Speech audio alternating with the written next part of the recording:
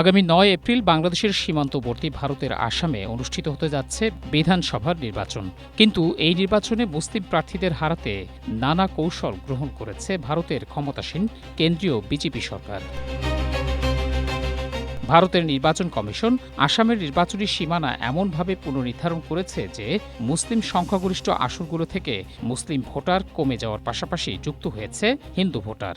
আমি ভাৰতীয়সকল এক হৈ থাকিব লাগিব আৰু এক হৈ থাকি আমি পাকিস্তানক উত্তৰ দিব লাগিব।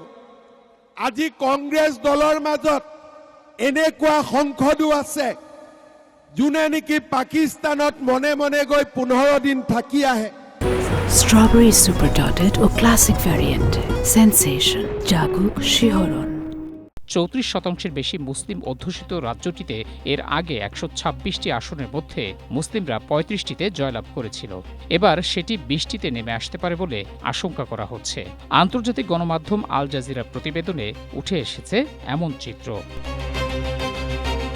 এ কারণে ভারতের অন্যান্য রাজ্যের মতো বাড়িঘর থেকে উচ্ছেদ, দেশ থেকে বহিষ্কার কিংবা নিপীড়নের শিকার হতে পারে বলে আশঙ্কা আসামের প্রায় ১১ মিলিয়ন মুসলিমের। মহসিন কবির, এশিয়া পোস্ট।